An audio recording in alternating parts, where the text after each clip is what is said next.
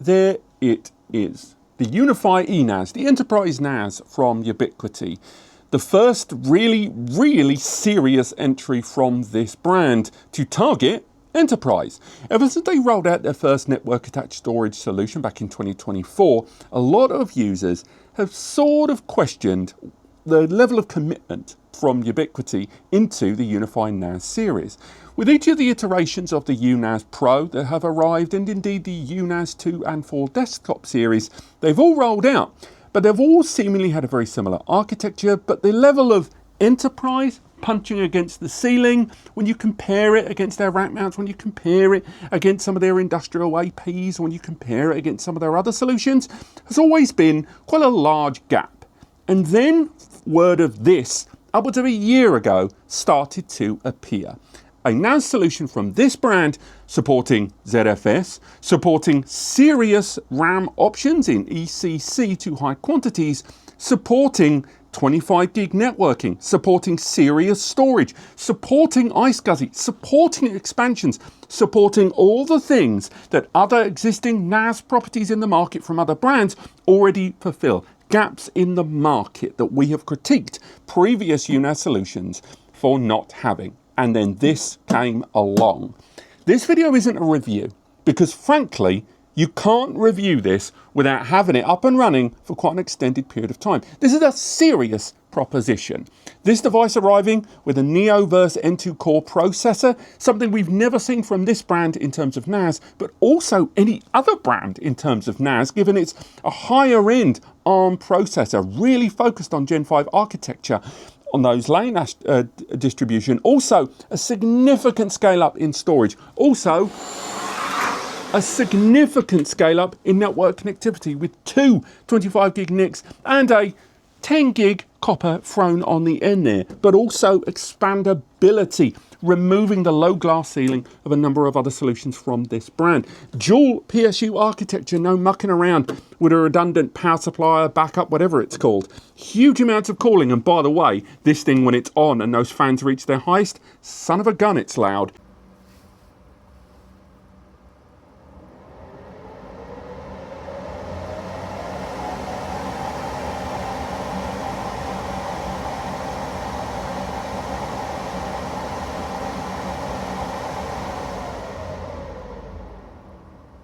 This is a real beefy bugger of a solution. And today we're going to look at what I like about it. We're going to talk about the software because this brings a whole new kind of UniFi NAS OS and drive software abilities that are just absent in any other system. But again, I'm not going to call this a review. We are doing ongoing testing with this, much like we did with the UNAS Pro 8 when we went deep with different media types. We went deep with different temps, different noise variations there, and just generally seeing just what this system can do when it is pushed. All that said, we also have to discuss that this is, once again, a solution from Ubiquiti that is reutilizing existing hardware assets in their portfolio. In this case, the Enterprise UNVR solution. It's using the same chassis as that. It even supports that front-mounted LCD panel to give you real-time information about this device. Put that on there. Clip that on the front, and then you've got the real-time information being presented there from the LCD. Everything from performance testing to troubleshooting, even fan control, I will say. You can do fan testing on this, and the whole thing is vented with some cool RGB lights. Fine, you shouldn't be looking at it, but this is UniFi we are talking about here. Same goes with the kind of custom pull-out handles. I really like these. The kit does arrive, by the way. It's a big old unit. It does arrive with the rails already included with the kit. I will say, circling back to the CPU and the RAM that I mentioned earlier on, while we're still ongoing testing that CPU and pushing what it can and can't do, it does support, you know, things like rsync protocol there or SMB and stuff like that in the background, all the standard file protocols. Same goes with iSCSI as well. You can utilize this for raw storage. They have now integrated iSCSI into the software, and we'll be going through that later on in the video. And again, as mentioned, ZFS, thanks to that CPU scale up over the Cortex A55 and 5.3 and 5.7s that we've seen in the previous generation. This with that Neoverse DPU layer on top of the standard ARM architecture all adds up to a system whereby when it for higher dense performance and definitely at scale, you're going to see improvements. And that's where things like iSCSI can really breathe as raw storage that your OS just doesn't play as nice or as smooth with like a map drive on SMB. Alongside that, the benefits of ZFS with regards to caching, because this does also support those M.2 NVMe's there. And again, for some reason, they've not included the M.2 trays inside this. Come on, guys, at this scale.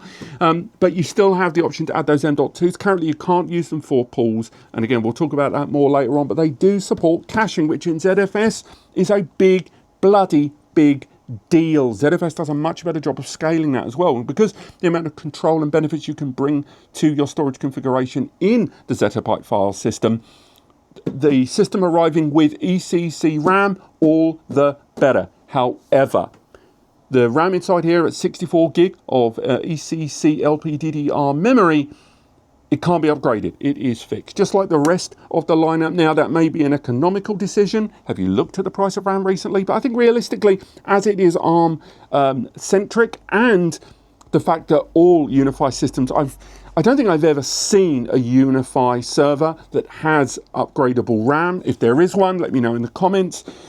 This doesn't surprise me that this doesn't arrive with SODIMM or UDIMM or RDIMM memory for you to scale up and down. But I do think there is going to be some enterprise grade users that will have mixed feelings about a large scale rack solution like this having fixed ECC memory as opposed to removable swap in, swap out RAM in case something ever goes wrong with the little module to DRAMs. That said, 64 gig out the gate, man alive, that's generous. Obviously, it's reflective of the price point, but still, that is a lot of RAM in a slightly fixed capacity. Now, talking of long-term capacity, let's talk about those expansions. 12 gig mini SAS ports here. You can put up to 2 expansion devices here. The 25 gig ports here, you're going to need transceivers, or you can get hold of for a 20 to 30 NICA, 2 to 5 meter, easy made DAC pre-attached 25 gig adapter cables. That's what I've been using for my testing. But again, you can get transceivers in there and go even further than that. I think we should address a slight elephant in the room, which is this is a 16 drive system here. Even if you populated this with SATA SSDs inside here, I'm not convinced you would be able to fully saturate both of those 25 gigs there, maybe if the M.2s were in play. But still, having those two 25 gigs, which at the very least means you've got your failover there, maybe take advantage of some load balancing, and the 10 gig as well to be used for other things, and just reintroducing into the wider network, or introducing one of those 25 gigs or both of them into an existing 25 gig switch. And again, there's plenty of options in the market from UniFi right now, is going to be hugely appealing. In the meantime, we've been conducting everything from PSU pulling test to drive pull test. We've been checking into whether resilvering is working fine. It does. You'll see a demo of that later in the video. We were testing whether this system will take advantage of how quickly it builds the RAID configurations. Again, fantastic, thanks to the zettabyte file system removing the volume layer. Just overall, this is bringing forward with it solutions to a lot of the criticisms of the rest of the UniFi UNAS lineup for those more enterprisey adjacent or enterprise dead on individuals. However, it's a big bugger at a big price, and I'm interested to know whether UniFi, upon the launch of this device, are then going to reprofile and reintroduce systems like this in the 8-bay and the 4-bay configuration, your 1U, your 2U options. There's no sign of that at the moment, and almost certainly they're going to test the water with the capabilities of this one first, but still nonetheless, it is an interesting development by this brand. And also, I do want to touch on, as someone who lives in the world of NAS, or lives and breathes it sometimes, that when I've seen brands roll out a solution and tack the word enterprise on it, more often than not, they release a scaled down version of their software that focuses on fundamentals. They remove a lot of the other bells and whistles and then roll in just the enterprise software. This is very much the opposite. It does every single thing the non-enterprise offerings offer, but then it adds iSCSI. It adds the zettabyte file system options, and then the multi-RAID configurations up to triple parity and stuff like that. Talking of the RAID though, I will say the fact I can't create one giant RAID really confused me, and you'll see that more later in the video. And again, we'll be exploring it more. Maybe this is something in software updates that will change, or it's an architectural choice. But this takes advantage of cluster RAID. It allows you to create multiple RAID areas, collections of drives in different RAIDs, which allows you, by the way, to create faster SSD pools, larger capacity hard drive pools, different capacity drives, making sure you RAID them together so you can not lose out, rather than one large RAID would result in dropped drives of a lower capacity, or of a higher capacity, I should say. But still, if you want to create one giant storage pool of all of the drives, you kind of have to create a couple of RAID pools within that storage pool. And I didn't really find any way during my testing to just create one giant one. Now again, is that an architectural choice? Is that a dependency choice? I'm not sure. But still, that is something just to be aware of when you are assigning drives to the individual pools. But you can take advantage of global hot spares, and you can take advantage of the SSD cache there at the back, supporting across the board. So again, it's a minor niggle, and I'd love to know why that is the case, but still, just something to be aware of. Realistically, the ENAS, for many users that have already been keeping an eye on Ubiquiti's launch of the UNAS series, the ENAS, the reason you're going to be going for it is because it is providing something that is currently not available from that brand. You're already deep within the UniFi ecosystem there, but you've looked at the UNAS Pro 8, the Pro 4, the standard UNAS Pro, and even those desktop models, and want to know what exactly this system provides. Not only in terms of hardware that we've already discussed, the scale up in terms of network connectivity, the storage and more, but also just generally, what is it bringing on a software level? Now, on the right hand side of the screen, we've got the UNAS Pro, the original UNAS Pro, ignore where it says Pro 2. And on the left, we've got the ENAS, the Enterprise NAS. And probably one of the earliest things you may have noticed is just generally that network connection. We're rocking out there with those 25 gig NICs alongside that 10 gig copper NIC as well.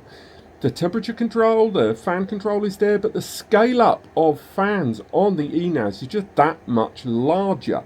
But it's only really when you dig into the storage capabilities of these systems do you start to massively see the scale up that's happened in the birth of this ENAS system. They've both got that storage capability, but look at those drives. Wonderful amount of storage there to play with, and thanks to the abilities of using clustered RAID pools, pools into storage pools, you're able to get quite a lot done, and that's when you combine it all down to the SSD cache as well. But it's more than that. It's more than just that storage capability, because probably one of the things that people want to know the most about at this kind of widespread, knocking on the door once you start using expansions of petabyte, what you want to know about is iSCSI, something that is still not available outside of the ENAS system. Creating LUNs and their accompanying SCSI targets is something that has been absent on the UniFi ENAS system for quite a while, and they have simplified the creation of those things. So if we go for that, test pool SCSI, simple as select the area of storage pool. If you create multiple pools, you can do it there. Align the amount of storage. Let's assign, let's go and just say 5 TB for now. Again, provisioning depending on if you're going to be scaling out over time or on a fixed storage area. Again, performance benefits back and forth are available there, as well as the utilization of compression as well on the right. But you can also scale a lot of the record size, the block size, if you will, and of course synchronization as well can all be enabled. So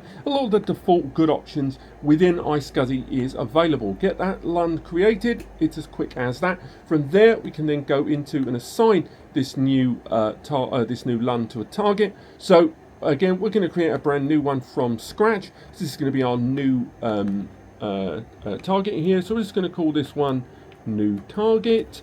From there, we've got the IQN. We can go ahead and assign individual client IQN recognized devices to make sure only they can access this targeted LUN. And then from there, assign it a fixed port if you choose to, as well as which one of these LUNs you want to assign. And you can choose and remove whichever ones you deem appropriate. It's as simple as that. Click save, and bang, you're good to go. And again, snap that to the side. Bring it up at the bottom. I've already assigned ourselves a target here in the background, a targeted LUN I should say, It's that straightforward for that kind of raw native access. Otherwise, you've always got the option, as you always have done, of just using other file protocols, NFS, utilizing SMB, and again, you can use a multitude of different protocols. You're not locked in on any individual one in order to mount this system to your clients how you see fit. And don't lose sight of the fact you can still take advantage of Identity Endpoint, which is allowing you to create a much more secure, extra layered secure access to this system for your clients. Talking of security, you do still have the option to create encrypted drives within those storage areas. So again, for that high priority area storage, this is open to you. Alongside that, you can go ahead and start and managing a lot of the snapshot stuff there in the background, again assigning different snapshots, and again we can create a brand new snapshot routine if we choose to pretty easily, along with creating our backup operations as well and shared file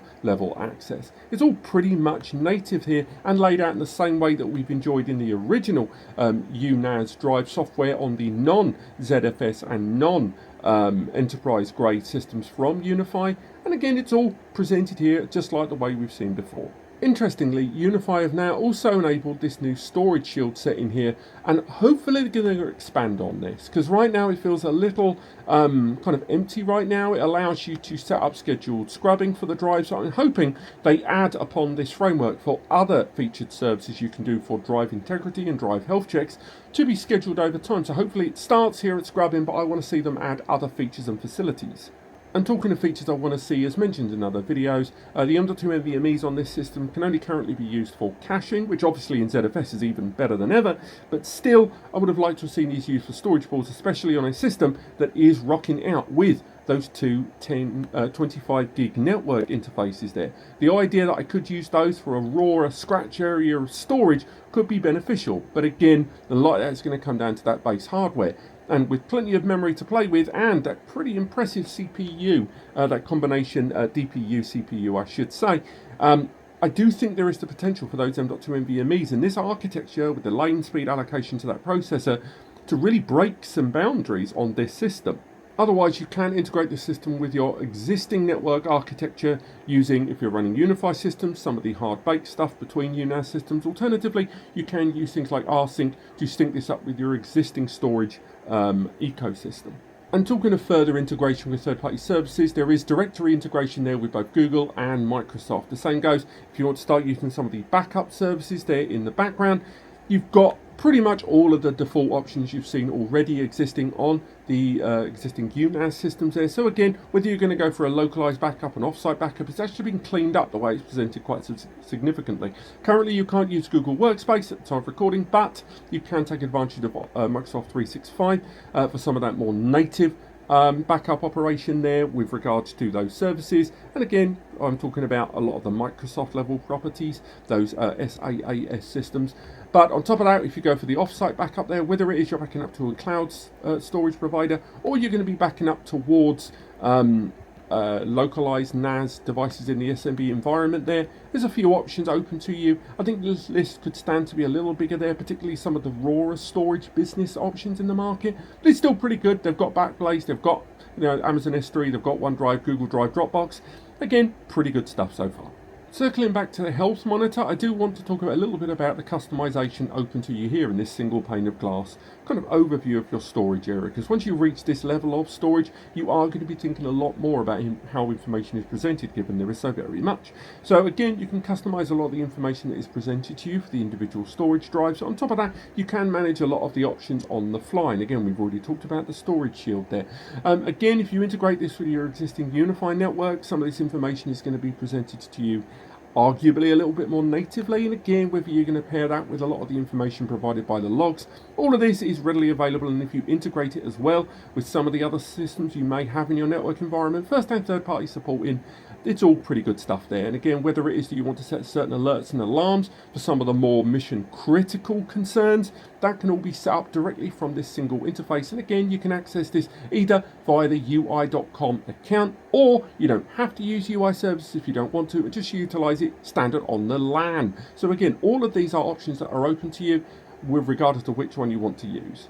Next up, I think some of you are probably wondering about resilvering on this system. If you're taking advantage of ZFS, chances are you want to know whether if a drive is accidentally dismounted, if there's any sort of drive issue or power failure that can be saved by resilvering sometimes in terms of temporary drops. And again, this is a dual redundancy system here. What I'm going to do while on camera here right now, I'm just going to slide over.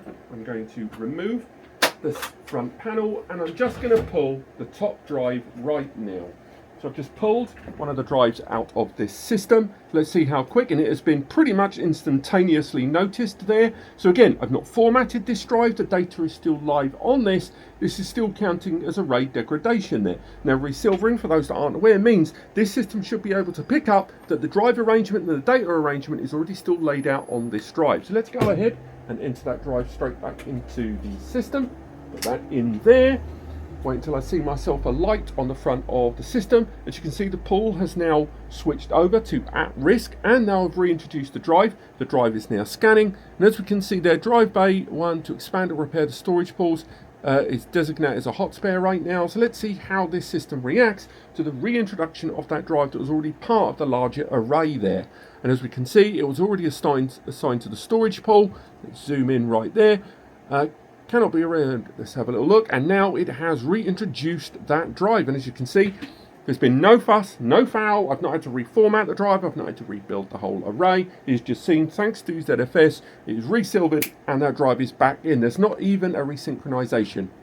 Lovely stuff, and that is as quick as I want to see these things happen. Going back to the features and services of this system, again, just like other UNAS systems, you've still got the option here to create users really easily. You can assign them administration access, or otherwise you can also bind them in with unifiedui.com services as well as giving them individual drives and share access. And by the way, that extends to if you want to take advantage of Samba or stuff like that.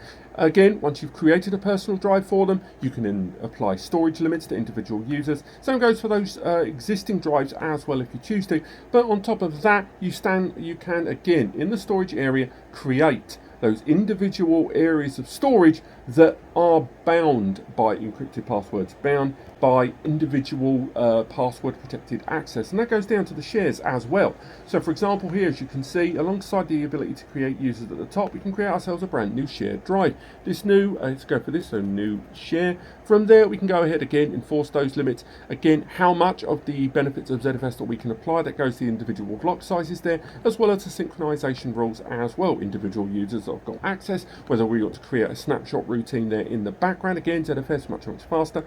The encrypted drive level we just discussed, as well as the compression level as well, to take advantage of ZFS's compression abilities and save space. Again, I know this is a big old system. We want to make sure that we think long term in terms of our storage and not just take advantage of the fact that we can add an expansion later. And that goes right the way down, by the way, to deduplication, whereupon we may have data going into the system that is spread across drives, shared across different backups. Really, it's the same data happening over and over again. And deduplication will allow us to create and only store one copy of that data, but remember the pathways we need in which to reinstate it. Again, the options are there. Another benefit that was brought forward from ZFS that just wasn't there in the existing UNAS portfolio, and just another reason why this system is really trying to separate itself from the existing UNAS arrangement of devices. Right now, this system has just rolled out, and I do think UniFi are going to be expanding more within this ecosystem as they run it parallel to the existing UNAS systems. If you've already watched my videos going through UniFi's drive software and what it can do on the existing UNAS products, there's not much more I can show you. You've got the native file explorer built in, you've got the ability to manage those shares back and forth, you've got system control, fan control. A lot of the system can be controlled from this singular user interface, giving you real-time information about the storage, but also the hardware inside. All of this can be controlled from this main control deck here. Now, I guess the other question a lot of us want to know is, when it comes to the storage on this device, how quick does it build the storage? How quick does it repair the storage? So let's go ahead now live and just completely destroy it. So let's go ahead and I'm going to remove storage pool 1. Right now this is made up, by the way, of these two groups. So we're just going to let that count down, and we're going to destroy and rebuild our storage here just to see just how straightforward it is for us to start from scratch. So now it's going to start erasing our disks. It's in ZFS. So how long this takes? Well, we're going to have to wait and see. So we'll come back to this in just a moment while it completely obliterates everything that's on this system. So luckily, we've got this recording cracking on. While that's doing that, it's worth highlighting that right now, when we have the system in operation here, some of the control panel stuff in the background is largely identical to what we've seen before, and by that I mean there's a few extra options I wish were here. For example, if you want to enable remote access on this device, currently you can only really take advantage of their own services in order to do that. I get why, and obviously developing and supporting this system for third-party remote access platforms isn't probably in their interests really, but I do think there are users out there that would like to maybe utilize something like Tailscale or something more industry-led in systems like this. You've got the option to use SSH, and of course SSH on this, you do need to create an administrative credentials outside of those that you use on the system. So you can't use, for example, the UniFi Verify application, the two-factor authentication there. But that's really it. Network settings is still the area where I wish there was more management. For example, if I switch into a static there, I still can't play around with the jumbo frames. I still can't play around with a lot of the network protocol. Something that's always surprised me on UniFi ENAS devices when, let's face it, networking is their bread and butter. So again, you can assign all of that, you can play around with them in lots of ways, you can aggregate the connections as well, which some of you may do well with the 25 gig connections. Otherwise, when you do go into the SMB settings, you still can play around for multi-connections there if you choose to. But let's make our way back into that storage area. So let's go back into the dash and set up our storage, because now our drives have wiped. So, you know, it barely took a minute and a half there. So let's go ahead and start adding our drives. We'll go ahead and add a pile of drives there. And again, we've got the standard options. We've got triple parity as well because of ZFS. So we've also got standard 1 and 2 disk failover, as well as the comparable RAID 50 there as well, the kind of full mirror there one by one. So we can go ahead and create that storage group. It will format the disks, and really it's as straightforward as that, and boom, I've now created my first storage area there on the system, and it's going to go ahead and create that pool. We don't deal with volumes because it's ZFS, which has eradicated the volume layer. Now, while it's doing that in the background, we can start looking at the other area of storage, because again, as mentioned, in order for us to start taking advantage of all of these drives, we can either choose to create 2 storage areas, perhaps one with larger, slower hard drives and another area with faster, more expensive SSDs, or we can combine these all together in this giant RAID group. So for now, we can go ahead and create ourselves another area of storage. So for example, this is our second one. Again, we'll make this a RAID disk 1. This is our second RAID group. And again, we add all of our disks. I don't advise you do it in this fashion, by the way. You should take a little bit more care when you're doing these things. But I'm doing this just to show you here on screen how easy it is done. So we've got our 2 storage pools there.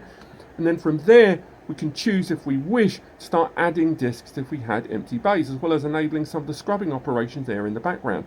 And again, if we chose to, we could have created the multiple storage pool layers where we cluster them all together, the multiple RAID groups under one banner. And I really like that flexibility here, which is afforded by the system. In fact, while we're here, why not just test out how quickly that hot spare is actually going to kick in, shall we? So we're going to go for my trusty favourite drive bay 1 again. We're pulling this drive out. I'm being very delicate because it's still spinning. And let's see how long it takes this system to recognise that the drive is gone and that the hot spare has needed to be engaged with. So let's go in there. Let's refresh the page because we are accessing this via my UI account. So we can have a little look in there, and let's have a quick look. Come out of there. We can see it's gone into at risk as the page has refreshed. And is our hot spare doing its job? Yep, the hot spare has immediately picked up the slack. So right now, your end users, your IT, the IT users, your super admin, etc., they've got the notification that the hot spare is engaged, but everyone else has not recognized any problem there in the background. So let's reintroduce this drive, because I'm genuinely intrigued to see what's going to kick in. Is this drive just going to live in the background, or is it going to resilver? Probably not, but as you can see, it's already started scanning it there in the background. And as you can see, we can choose to repair the storage pool or designate that drive as a hot spare if we choose to. So again, responsive, exactly what I want to see in a system of this scale, and particularly for the kind of user base this device is aimed towards. As mentioned, however, if you do only want to have that one storage area, you can go ahead, if you choose to go back into that storage area and go to edit storage pool. From there, you can add a new RAID group, as you can see there. Click add RAID group, and then from there, add the remaining drives that you've created, and that creates that wonderful umbrellaed RAID group within the largest storage area. So your clients, your users, ultimately your operation is only going to see that one storage area. It just happens to be made up of individual storage groups inside, and that allows you, again, as mentioned, to take advantage of different drive sizes. So maybe if you've got a bunch of 4 TBs and a bunch of 10 TBs, you can put those in their own respective RAID groups and then put them all under the umbrella of the single storage pool. But there is also the option of global hotspares. Global hotspares allows you to turn individual drives that you've got left into a hotspare. This hotspare, of course, can be utilized for all of the storage. So what that means is those two RAID groups, this one drive that I've now quickly assigned as a hotspare, is for the entire group. So it makes the whole storage pool. So regardless of group 1 or group 2, either one of those, if there's a drive failure, it picks up the slack easily. Now, in a future video, once I've got this storage array completely filled, we're going to be doing testing on how quickly this system can rebuild our RAID array. Because again, I've not really had much experience with this CPU-DPU combination. But on top of that, things like the pass-through of this system and the overhead of that extra RAM that we've got inside, ECC does make me wonder, is this going to be a particularly fluid transition once all of these drives are filled? My gut says yes, but until I've seen that in the follow-up video where we're going to deep dive some of the facilities, just like we've done with the UNAS Pro 8, it's still too early to say. The more I use this device, the happier I get about it existing. I've always liked the fact that UniFi have seemingly not ran into the world of NAS like some brands have done over the last few years, but they've tactically gone in layer by layer, and now is a good time, except in the terms of hard drive pricing, to roll out the next iteration for their enterprise customers. And the existing UNAS range are good. I am not going to change my opinions on any of the UNAS Pro 8, 4, etc, etc. But I will say, those always felt slightly lackluster when you looked in an enterprise or at least larger scale multi-site business deployment when you looked at the alternatives in the market. This doesn't have that.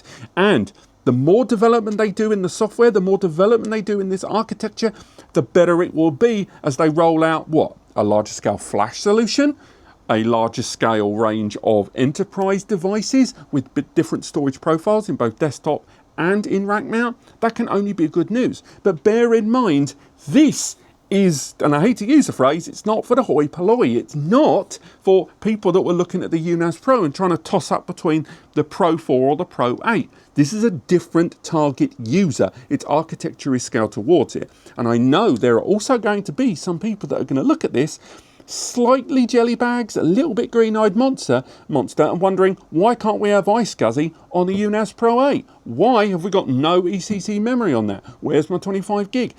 And this isn't the first time we've seen this brand separate certain features between its standard, its SE, its Pro, its XG, its Fortress. They have got these product lines for a reason. But as long as they keep innovating, as long as they keep pushing out, I can only be pleased with this device's existence. It ain't cheap, and it is a big boy. But the more the work they put in this, the better it'll be generally for the rest of the portfolio. This is not a review. It's kind of a review of UniFi and Ubiquiti and the whole NAS thing with them anyway. But we are digging into this device, and hopefully soon the full detailed nuts and all warts and all video about this will be up and live. In the meantime, if you want to know what we're going to do, we're going to be sound testing, we're going to be performance testing, we're going to be SSD testing, we're going to be pushing that CPU to 100% to see what happens. In the meantime, thank you so much for watching. If you want to get hold of one of these, there are links in the description to UniFi's store below. If you found this video helpful, if you want to follow this journey with me and you want to get your own unit, and if you're going to go to the store's link below anyway, make sure those 3 things are true, please use those links. Me and Eddie here at NAS Compares, it's just us doing this. We get a commission from every sale there and allows us to keep doing what we do. What do you want to see this do? What are you hoping to see as UniFi expand this software platform? Let's talk about it more in the comments. Thank you so much for watching, and I'll see you next time.